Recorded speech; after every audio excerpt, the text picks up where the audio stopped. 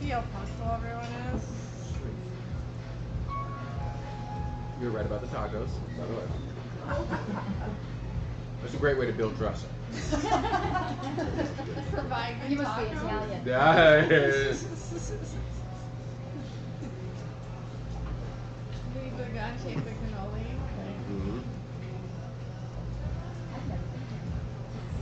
An awesome Oh yeah. location. So And there's another one on Washington. Which I the didn't one at know. Washington was the original one, and then this used to be a different Mexican restaurant on Area 4, and then they took it over about 6 months ago. Did you 40 years ago, this was one of the reasons. Yeah. Yeah. And then you know it's right there. and just watch the whole thing. Make sure it doesn't spike. Yeah, and then you want to just make sure every once in a while you check your email. Dream is healthy.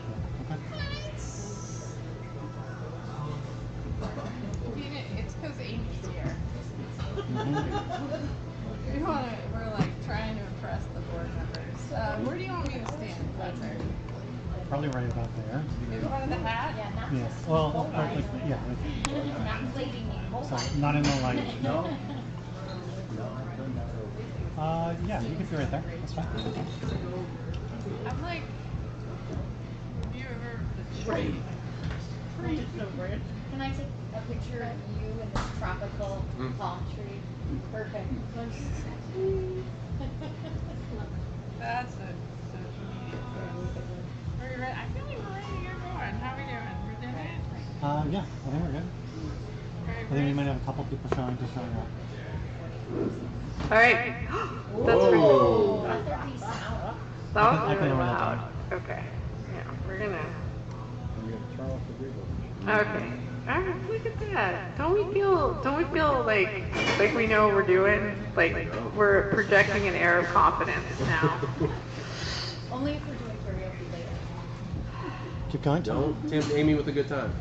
Keep talking. I mean, if you had come to the EJ conference last year, I crushed Proud Mary. Credence Clearwater or Tina Turner? Tina Turner. Yeah. Just making sure. How's it Just making volume for sure. everyone? I'm impressed you knew the first one. Volume for the people in the back, okay? I mean, CCR wrote it though. It is a CCR song. She Okay. appropriated it. She appropriated it. And did it how it was supposed to be. Yeah, no, I had the dance moves and everything. All right, now we've all gotten to know each other. Hi, everyone. I'm Amy Sharma. I'm the Executive Director of Science for Georgia. We're so glad you're here. Jessica Owens and I are here to talk to you about the SSE4 pipeline expansion, so it's going to be super fun. Okay, we're going to do this. I'll introduce Science for Georgia real quick. We're a 501c3 nonprofit. Our mission is to get science out of the lab and onto the street. And so why are we here talking to you about a pipeline expansion? Because we've been working very hard with a ton of advocacy groups around where is the pipeline going, mapping its locations, and also what are the socioeconomic situations all along the pipeline path. So that's kind of like what we're offering and we're bringing to the table. We also offer science communication training, which I just did this afternoon at Augusta State University. And it was now it's just Augusta University. Sorry, you guys changed the names like every 5 minutes at Augusta University, and that was super fun. And we also are down at the Georgia General Assembly all the time, talking mainly about data centers. All right, Marcus, would you like to introduce yourself real quick? Yeah, hi, I'm Marcus Cole, Organizing Director for Georgia Interfaith Power and Light, the second organization up there, good friends and partners with Science for Georgia. And we do work that inspires, we hope, inspires and equips communities of faith to organize, implement practical climate solutions, and advocate across Georgia on issues of climate change and environmental justice. And much like Science for Georgia, I'll tell you my day. I started the morning down at the Capitol at the Gold Dome working on data center bills, working on protecting Okefenokee Swamp, and forever chemicals in our water. At some point in the middle of the day, I stopped at my desk and got an email from 3 congregations down in Adel, Georgia, that had just finished retrofits to a 136-year-old Baptist congregation that went from having one small window unit in the church and the thermostats from your grandparents' house with a little switch to Wi-Fi thermostats and heat pumps in there. And I'm ending my evening here with you all talking about data centers. So that's just to give you the breadth geographically Pipelines. and pipelines. Thank you. Not data centers. Pipelines, geographically and policy, what we do and all the things. So I'm just happy to be here eating good tacos and talking with friends. Yeah, also huge shout out to Locos Tacos for this delightful organization. And the tacos, honestly, for those of you following along at home, you should drive to Augusta and go to Locos Tacos. It's that good. All right, so what are we going to talk about? We're going to talk about the SSE4 pipeline expansion. So what does this actually mean? There is the proposal to add to the existing gas pipeline that stretches from, well, I'm just going to wander around. You can come look at it all the way across from Columbus to Augusta, basically following the fall line. It's going to be carrying what we would like to call the greatest marketing job in the history of man, natural gas, which is really just methane gas. Is it approved? It is not approved yet. The federal government is required by the Federal Energy Regulatory Commission. So it is stuck somewhere in this thing called FERC right now. It is part of a massive build out across the entire Southeast. And we just wanted to, this was a fun thing that Jessica here was like going down the internet rabbit holes this afternoon. So Kinder Morgan is the company that is in charge of this pipeline. They also are running some pipelines through the Southwest. This is a fun, maybe you should do it. Do you want to do your voices? No? Okay. Jessica's like, I hate public speaking. Do not make me do voices. So, during a November 2024 meeting between Kinder Morgan and some people in Arizona, the resident asked the representative to assure them that their companies still have a moral compass.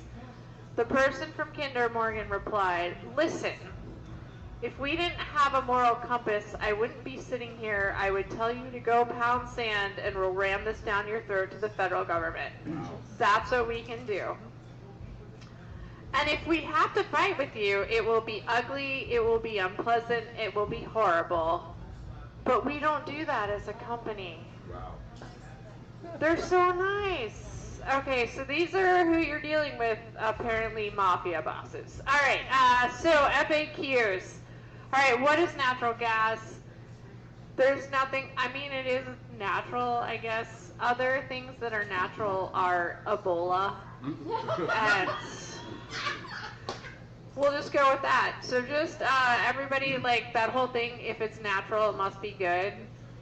Not necessarily. But it is a fossil fuel. It is approximately as dirty as coal, depending on how you're measuring things. It's expensive, it is climate warming, and it is harmful to human health. So, yay. Sorry, why are they doing this? They need to generate electricity. So, the pipeline, right, the gas goes in the pipeline, and then it goes to a wonderful natural gas plant. And then all of that energy goes to data centers, because... Good gravy. Why? Oh no! I just got turned off. Oh, we got it. I pressed the button.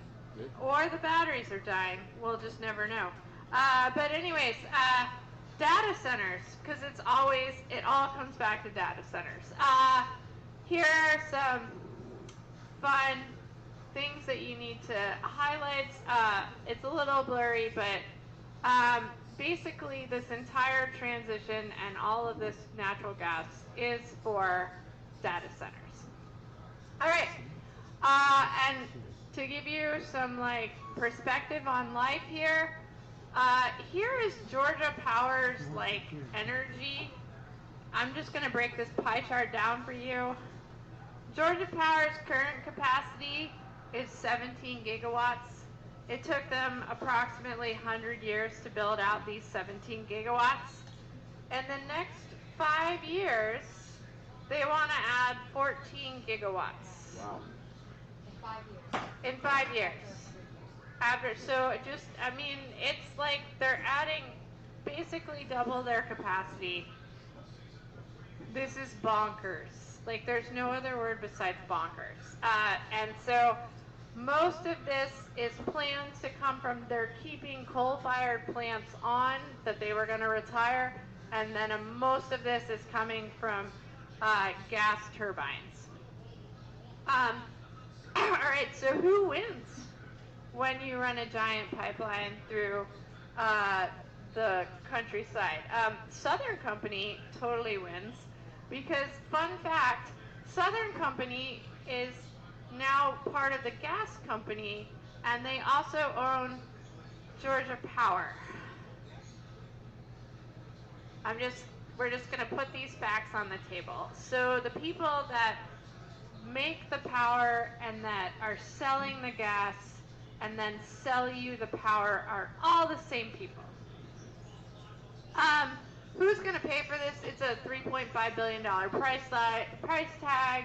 Southern Company, who owns Georgia Power and other utilities. Do you really think they're going to pay for it? Or who's going to pay for it? Raise your hand. You are. Okay, there we go. So other things people are asking me, well, it's an expansion. They already ran the line. Who cares, right? Well, they're going to have to go back in and dig up the pipes. They're going to add larger and new compressor stations. They have and an increase in capacity. We are literally investing in gas power. It is 2026. Everyone else but the U.S. is investing in, I don't know, solar power, but go Team USA. We're also going to take over Greenland. So where is this project at per the approval process? So this is a question we got today online from someone who registered. So here's where we are. This is the FERC Commission approval process. I'm going to get this wrong. Our good friends from Southern Environmental Law Center could not make this today. So if you have like detailed questions about this chart, I will write them down. So basically, the companies apply for approval. There's comments on it. So at some point in time, a environmental report needs to be filed by the FERC, and then there's a 45-day public comment period. We are somewhere before the report has been filed. So at some point, the report will drop. We thought it was going to drop this month, probably going to drop later. Hey, it's Tanya.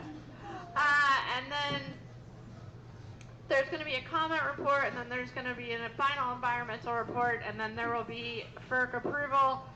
Let's be honest, we're all trying to fight these things, but the odds of it being approved are pretty high. So why are we here? Why are we here? Because we speak up anyways, and there's nothing like a good lawsuit. Yep. So this will all happen. Lawsuits will ensue. Yay! Are we still in the comment period, the 45? We are before the comment period because the environmental report has not dropped yet. Okay. So at some point in time, it will drop, and then we will be in the 45-day comment period. All right. This is you, right? All right, now I'm going to add Jessica to the fun. Jessica's going to talk about maps. Woo! Woo! Love maps. Ow! Here you go. Thank you. You can also. The current Augusta area, Yeah. it is. Is it loud enough? Can you guys hear me? A little closer to you. A little. That makes. Okay. There it is. Yeah. Use the mic. We did it. Yeah. See. Fast facts about Richmond County, and just to be clear, the maps that you're going to see are going to be more than Richmond County, but the third worst for the environmental burden score that Science for Georgia, if you look at our EJ index map, which you can access from our QR codes, 80% stroke rate higher than national average, and then lower life expectancy compared to Georgia by 1 to 4 years. The income level, it is a little blurry.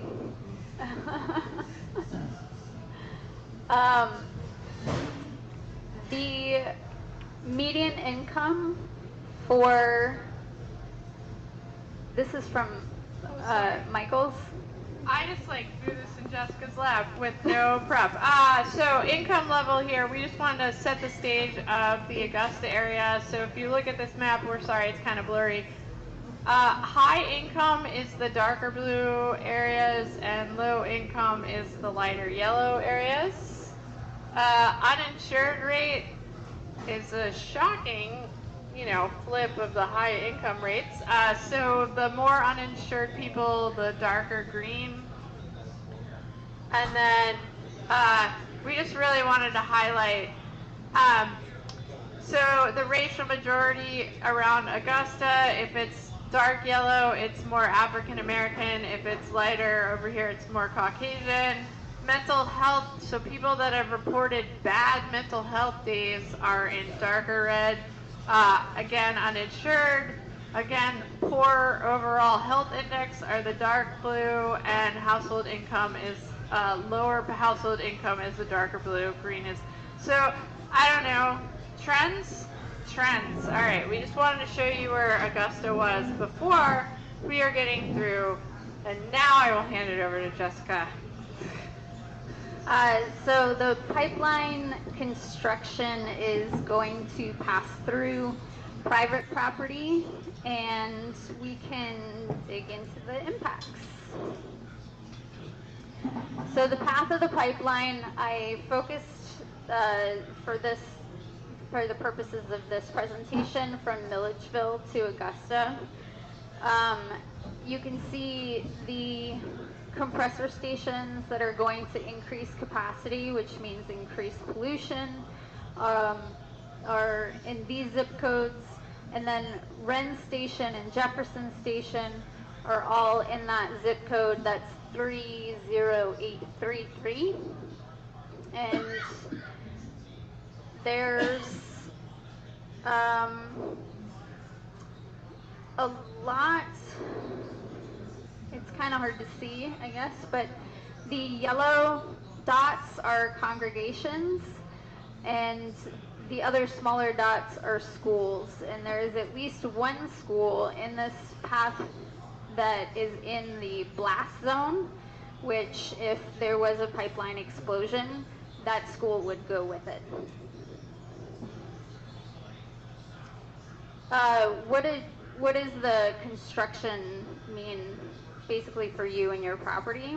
There's property value decreases, increased air pollution means increased medical bills, extra expenses from emergency response infrastructure and training. And if you can see the red dots, those are emergency facilities.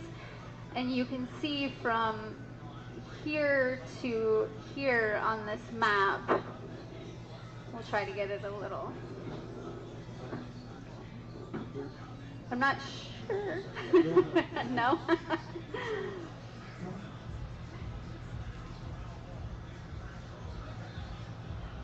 But there are large sections of the pipeline that have no emergency response.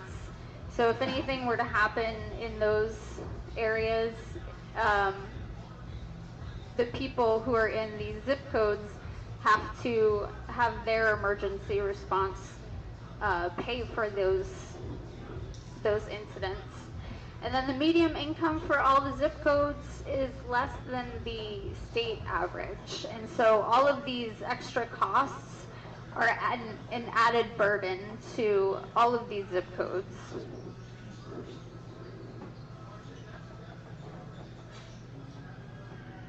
Not to mention the energy costs increases from the infrastructure assets that are being billed to the ratepayers. Air pollution from compressor stations and hookups. Because, excuse me, because of the way natural gas moves through the pipelines, there's a ton of pressure that moves through these. So there's different places that they have to release the pressure. Usually they call them blowdowns, to make it liquid and then make it gas again to move it around. And every time there is a release of these toxins, people in the area are not, told that this is going to happen, and the air pollution is not recorded. And so without that consistent recording, we don't really know how much it's affecting people's health.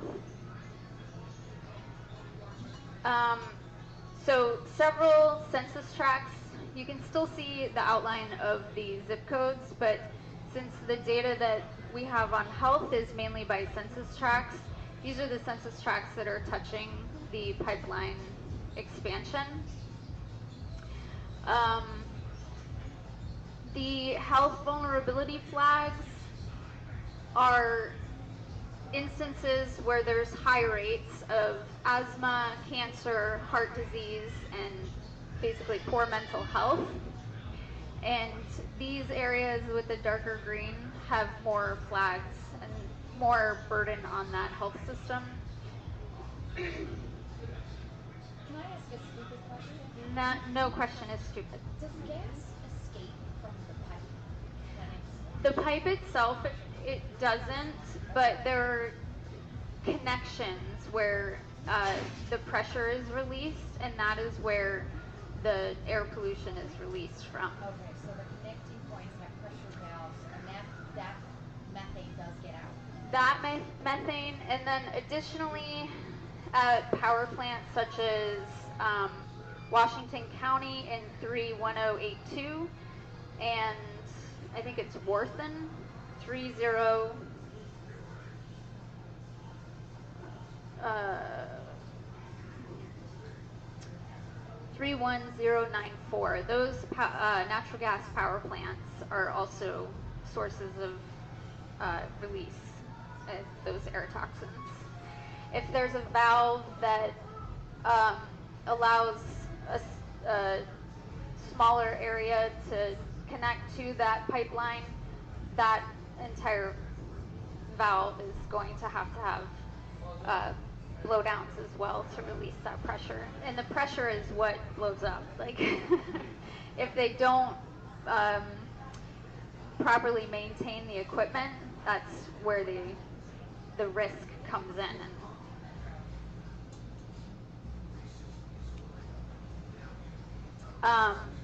So because they are releasing an undocumented amount of toxins into the air, it's important to understand that did it not switch?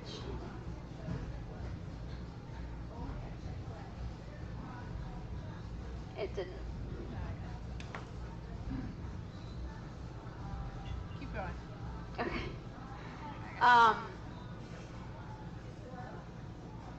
So the burden of the health costs and the health risks are put on the individuals and on the infrastructure that the counties have available.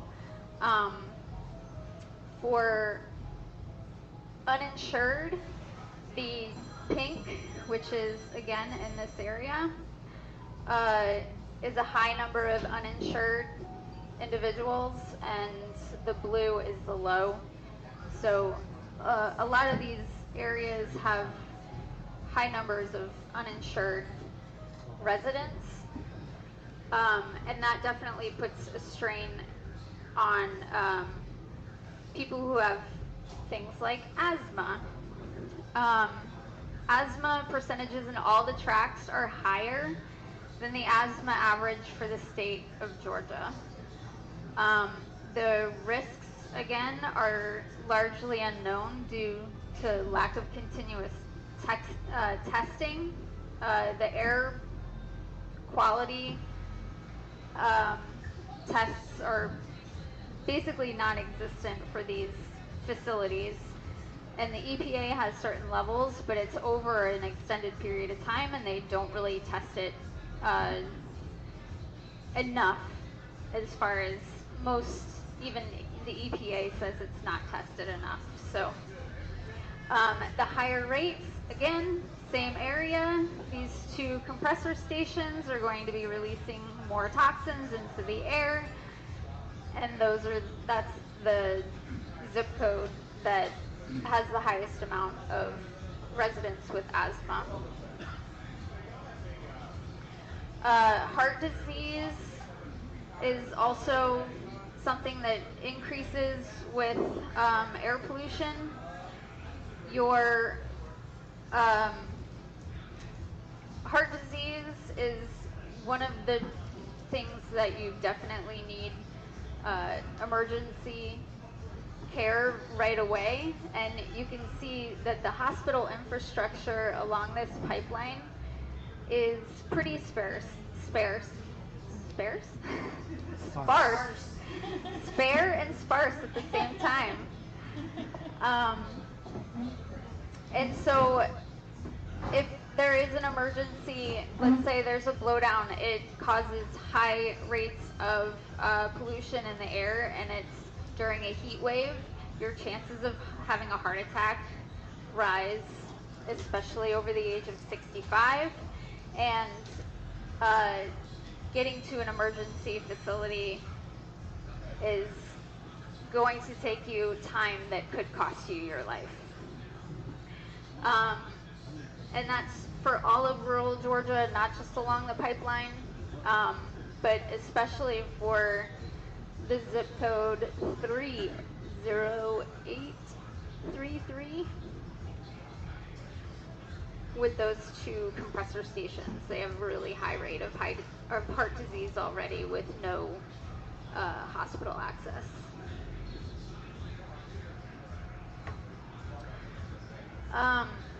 So in Georgia, the pipeline would cross 6 rivers. It crosses 11 Georgia counties, and when within 3 miles of the pipeline, you'll find 43 schools, 6 faith communities, 1 hospital, and hundreds of residents.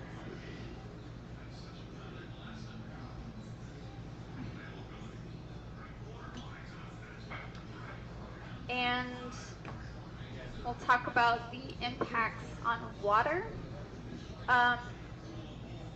Any sort of construction around a waterway is going to cause damage, but particularly pipeline construction has been known to have problems like erosion and habitat destruction.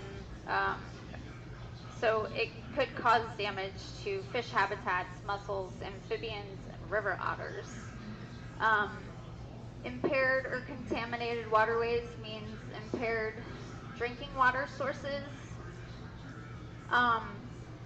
These are areas, these pink, where the quality of the water has been tested and shown it's registered as high priority.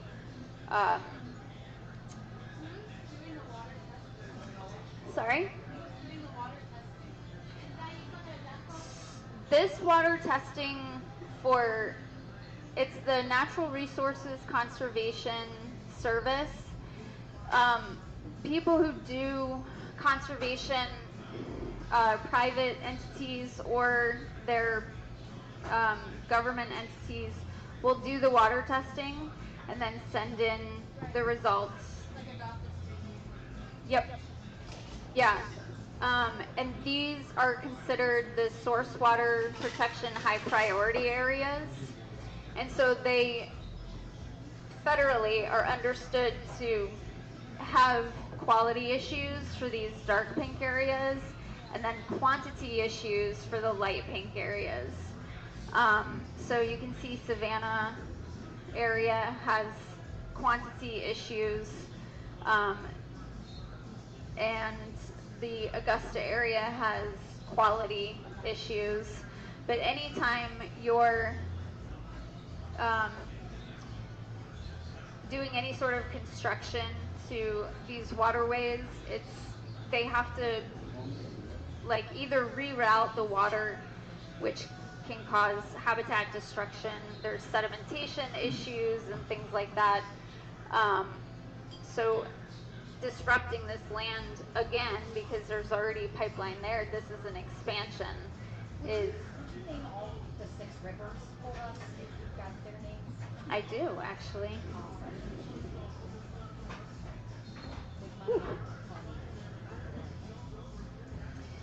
We have the Chattahoochee, the Flint, Okmulgee, Oconee, Ogeechee, and Savannah rivers. And you guys are welcome to take a look at that. Thank you very much, Marcus. Do they go over the rivers, under the rivers, or? It depends on the river. I assume that the environmental report will say which ones they'll be going under and which ones they'll be rerouting to go through, I guess. I believe all of those they'll have to go under, but we'll know for sure once that environmental impact report comes out. Yeah. New gas power plants means more air pollution and puts climate goals out of reach. If we're putting more gas in, that means we're avoiding renewable answers that should be considered. Did you want to say?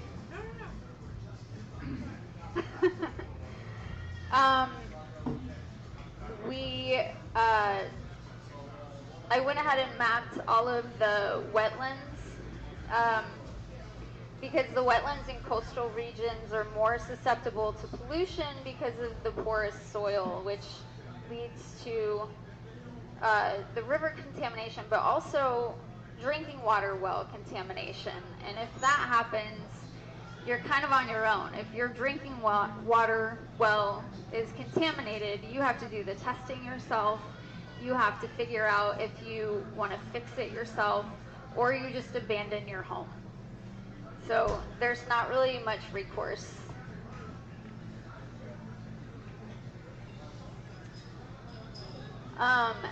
So the maps that I made, these are the sources. I made them with Esri, ArcGIS Pro, and using sources from the USDA, the EPA, the CDC, the USGS. Frac Tracker Alliance did the pipeline path, and Atlanta Regional Commission and Georgia Department of Education were used for some of the school information. All right. Okay, yeah, so that was a lot of work. Let's give it up for Jessica for, I just make the PowerPoint presentations. She made all those maps, which are all available on our website if you want to, like, dig into them. We also have lots of printouts, just so many ways you can look at the maps. So what can you do about it, right? Like, that was a lot. Okay. If you think it's actually going through your property, there are things that you should do legally. I don't know what those things are. I am not a lawyer. I don't even play a lawyer on TV. But what you do is if you know it's going through your property, you tell Patrick your email address, and he puts you in contact with someone who can help you. Because there are actually legal recourses if they're going to dig up your lawn. This is a thing. Don't let them do it without a fight, right? So if you go to this website, you can actually look very closely at the map, and there's actually like zip codes of where all the pipelines are going through. But if you think it might be actually going through your property, please tell Patrick, and we will put you in touch with a lawyer. All right. If you do not live in the direct vicinity, so right now we're in this waiting game. Remember, I showed you that long timeline. We're waiting for the environmental impact statement to drop. Then it will be a 45-day public comment period. That is when normal humans who are not actually in the land where that will be disturbed can have comments. We will be telling people where, when, and how to comment. Commenting is of course harder than it should be because it's 2026. But there will be instructions. But in the meantime, you should check out like what's going on. You should tell your friends. You might even want to tell your enemies about this one. I don't know, while you're at it, tell them to get vaccinated. Tell your elected officials that they should speak up to FERC and oppose this. So in the FERC filing from Kinder Morgan and the gas pipelines, they get letters of commendation from elected officials who are like, what a great idea. I don't know who those people are. You should probably not vote for them. But you can get your elected officials to write letters that are like, this is a terrible idea, FERC, and we hate this. And that would be really helpful. So if you happen to go to church with an elected official, or they're your neighbor, or you think you could get them to write a letter, and you're not quite sure what should go in the letter, again, reach out to us and we will help you write the letter. But that is what you can do, is be on the alert. If you registered for this delightful event, we appreciate that. You're now on the mailing list and you can never escape us. But for sure, we will be writing all those people. If you did not register, again, tell Patrick. I just pick on Patrick all the time. He holds up signs, he makes things work, and he just sits there in his winter sweater. But if you did not register, please tell Patrick, and we want your email address because we will be getting you excited to do things. There are things that you can do. That's it. We're here for questions. We're here for comments. Tanya snuck in. Tanya is the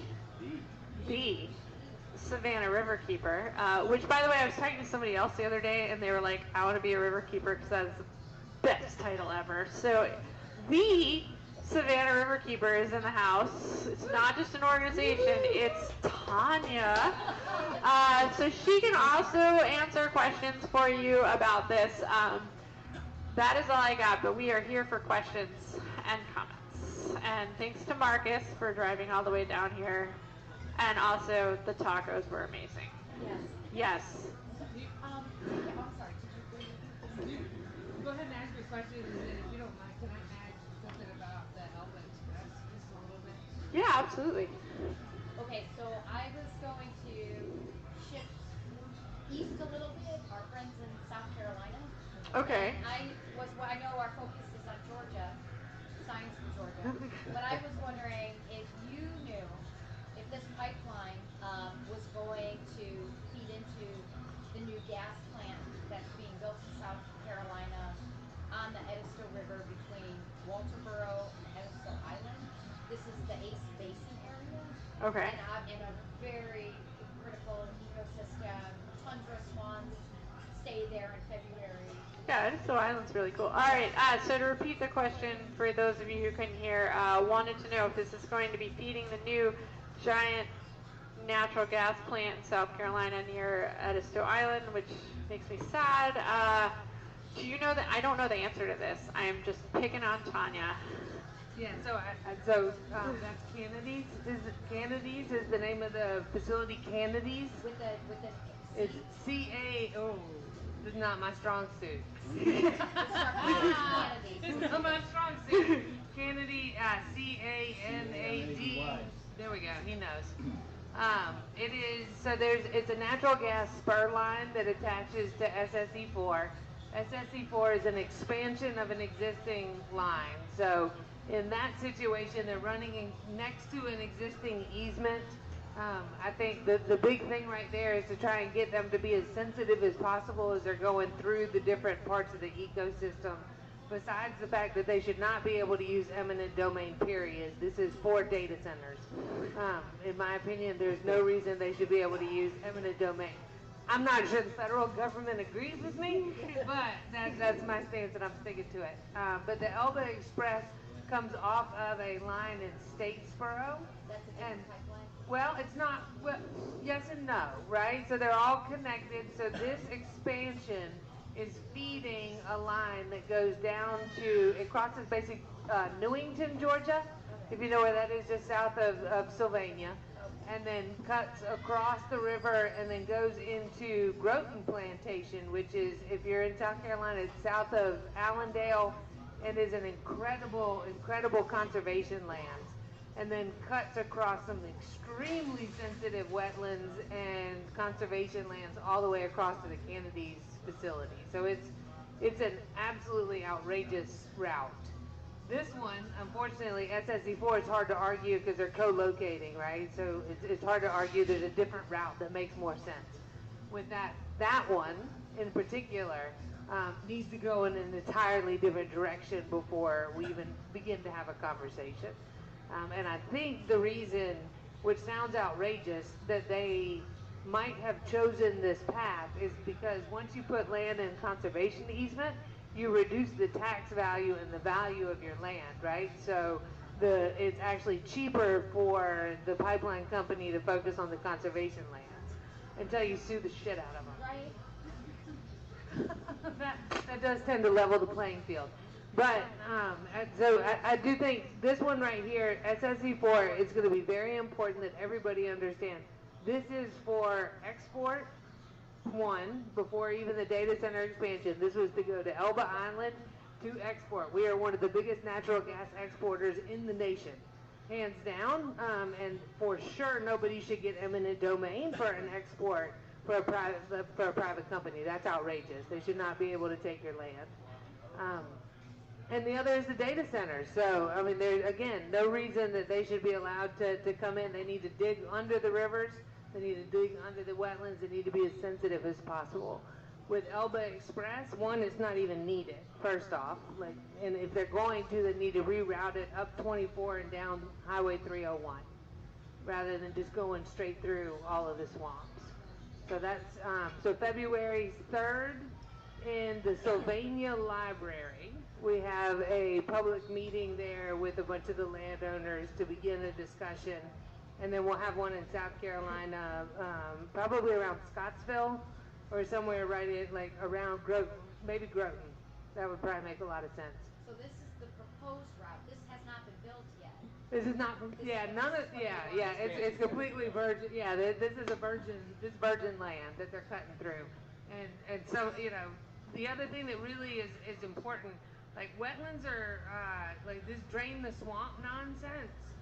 You can drain it all you want to, but the water's coming back, right? So the more that we cut these pipelines and allow these berms, that changes the way that the river flows. So Sylvania, like right in that space, the river is easily a mile wide as soon as it gets out of its banks, which is very easy to do, right? I've seen Frank standing 200 yards out in the river, like up to his knees, because it widens out really big. So when you put in a pipeline and you change the route, that changes the flooding downstream significantly. It changes the way the river functions. So, so that one, like that's I'm looking forward to tumbling on that one. Like we're getting ready to fight. This one is, we need to get the best that we can, and we need to push them very, very hard and be realistic. Like you guys are doing this because this is these are private interests, right? That is why you were trying to do this. So then you should make sure that you're doing it is as ecologically sensitive as possible and probably not even needed, especially since data centers are needing a lot less power if they're, with the technology advancements. So, but Elba's we're gonna fight. That's gonna be a big Wait, fight. when you say Elba, you mean It's called the Elba Express. with an A or an E? E. Elba, okay. Yeah, you need to ask that one, right? Sorry, forget. If we're spelling anything, go to Frank. Thank you. Any other questions? I got another one. Oh, no, she did. Someone over here.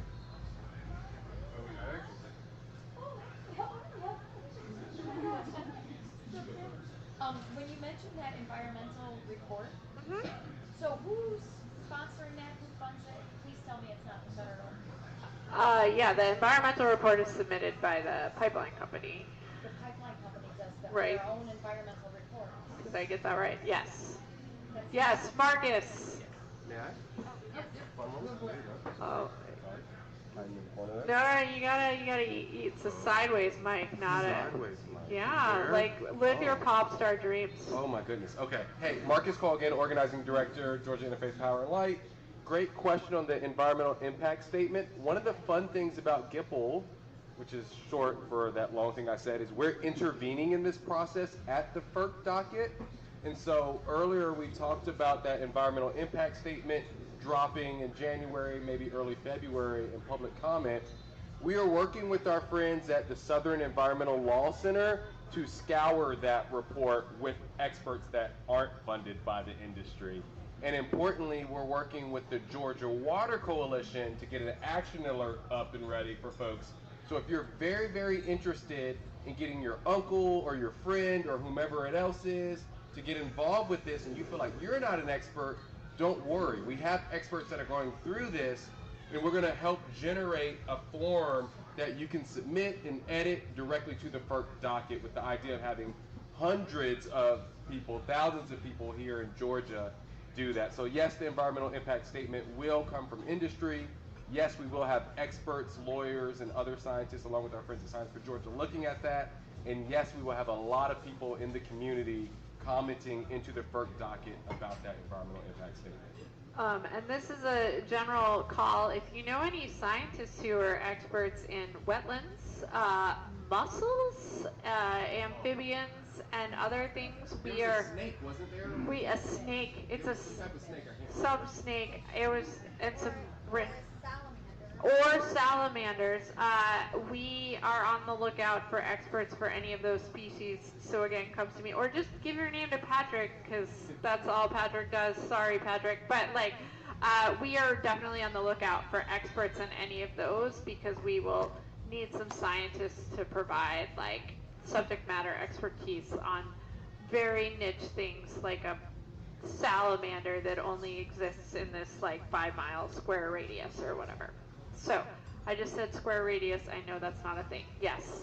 Okay, so my question is, back when the plant Vogel was like they built a new cooling tower and they broke it down, I was not informed as a consumer that how much money from that project was going to be passed along to my monthly power bill was substantial. And my question is, because I feel like, if you want to relay this message to other people, you got to talk a little bit about their bottom line. Like, what do you anticipate, or do you have any like numbers you can crunch that, like, I could tell like my family or something, like how much this will be passed on to, like this project? How much are people probably going to have to pay for it in terms of their power bill? Do you all know, or is it something we can do? Yeah, so to repeat the question is, do we know what the impact is going to be to our power bills? Because yes, our power bills have gone up significantly in the last 18 months, and part of that is the cost recovery for Plant Vogel, right? Like, it's 3.5 billion. Jessica seems to have numbers for us. Not for that particular question, but I was gonna go into Okay. side note. So we do not have an exact number amount for you, but it will be passed on to you because Georgia Power and Southern is allowed to cost recover any infrastructure investment that they make, because somewhere in there they make the claim, and this is what Tanya was pointing out, that even though this is for either export or data centers, the past history has shown that they really are like, it's still helping the consumer, so we're going to add it to your bill, right? Yes. The legislator's also going to get rid of your income tax this time around too. So like, Patrick? The other thing for the bill is that it won't be added to your actual bill. There's a freeze. It will be a fee added on top of that bill that they can just add on whenever they want. Right. So it won't be, your rates won't go up, but your bills will go up because they will add a cost recovery fee, which is, if you look at your bills, there's all those fees on them. It'll just be another fee. So yes, your bill will go up. Jessica has things to say. I was just going to say the $3.5 billion price tag for these assets, only 30% of the data centers in the pipeline path have a firm commitment to actually buy that energy.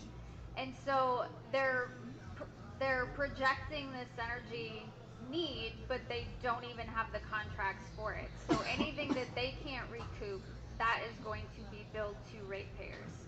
So they're going to give you, what is it, a $60 like refund or something? What is the... Yeah, I haven't run the numbers. Yeah, so the latest piece, sorry, we're going to get down in the weeds now, but the Public Service Commission, which Marcus, of course, will have more to say about this, promised that they were going to give us all back $5 a month on our bill. And we know that's going to really help you out a lot. Meanwhile, how much have you seen your bills go up? How many people have seen their bills go up in the last... Yeah, mine has doubled in the last year. So 100%, this is what they're telling us, that they're going to give us back $5 a month, so they're doing you a favor. Okay, I keep shaking your head. None of this is real. Like, none of this is real. This is all $3.5 billion. They're going to add 10 gigawatts of power. These are all just weird, bonkers, out of the ordinary numbers. I'm going to toot my own horn here. Science for Georgia just helped Southern Environmental Law Center put out a report that said that 10 gigawatts that they're needed has a 1 in 500 chance of happening. So they're going to build out all this infrastructure for things that are not going to exist, which means we are going to pay for all of them. Right. They're gambling with your future and your future savings, basically.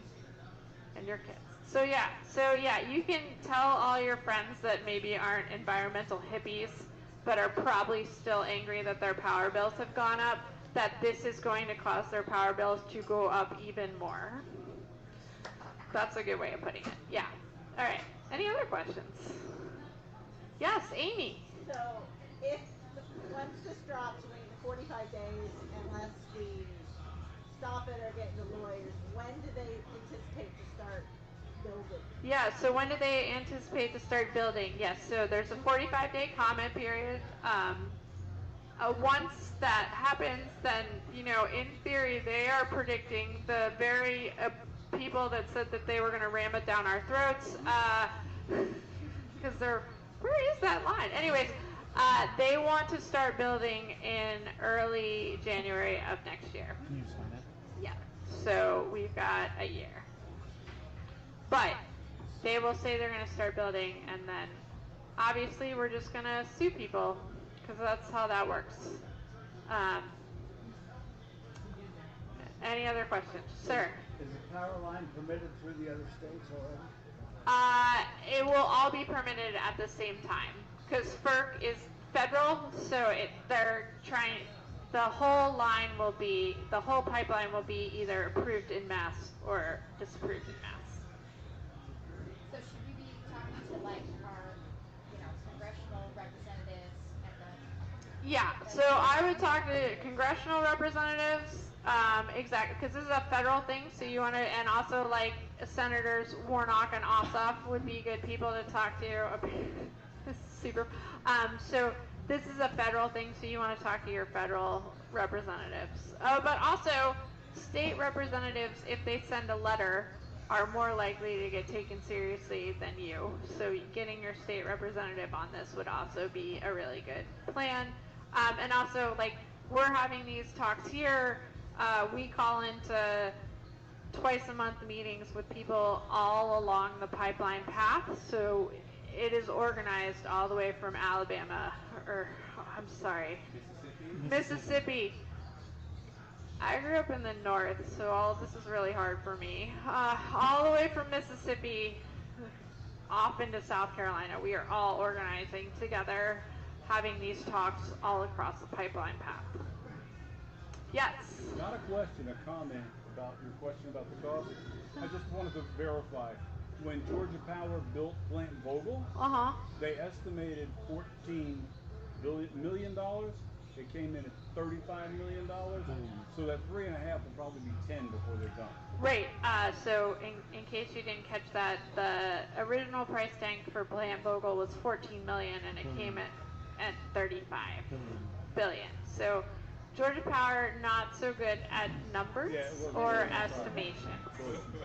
And it was like they don't care. 20 years like behind schedule. Honestly, they can't write contracts either. Apparently, yes. Is the government's ability to exercise eminent domain predicated on the environmental impact statement? Wow, what a great question. Is the government's ability to exercise eminent domain predicated on the environmental impact statement? Sir. Yes. So, great question. Part of what's happening here, there you go. So part of the fancy word expansion there is doing a lot of work in the FERC docket for the Kinder Morgan, because I think Tanya talked about this.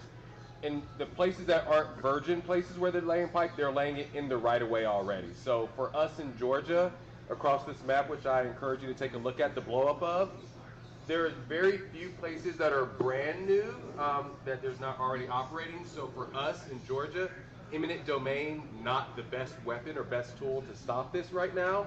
But with the environmental impact statement, what's happening, what could happen with waterways, particularly with runoff and soot, and then what's happening, potentially happening with species, those are the things we're kind of looking at, less eminent domain. In those bi-weekly calls, we hear from other states where they are looking a little bit more at eminent domain and land right issues, but not as much for us here in Georgia. But that is a great question. The reason we're asking for people where this might be impacted is because they have to dig up your land again. They do have to pay you like a compensation. So yeah, eminent domain, not the best one for us, but that one. And also, this is why we keep talking about the fabricated domain, or demand. So if they're trying to run all this for data centers that will never occur, that's also like, why the hell are you doing this? Which is also a reasonable argument. Lawyers say it way better than I just did, too. I'm just a scientist. Yeah, any other questions? I will say, additionally, staff has recommended, I think, 1/3 of the capacity, and FERC did not care. Or the Georgia Public Service Commission. Yeah. Did not care. So that was they just went along. right. Even though staff said that you can't really prove that this capacity is needed and would be paid for, the commission still voted yes on this. So. And they did this in December when 2 of the members were lame ducks. Right. So we voted in the PSD election, but they didn't get a chance to voice any opinions before this. How convenient. It's a hot mess. Any other questions? All right, this was awesome. We really appreciate your time. We really appreciate the tacos. This is the best trip to Augusta I've ever had. Again, if you did not register, please make sure you check in with Patrick. And if you believe that you will be personally impacted by the pathway, really check in with Patrick, and we'll get you in touch with the lawyer people. And if you have law questions, I was told I will write them down and pass them on to the lawyers, and they will answer them competently.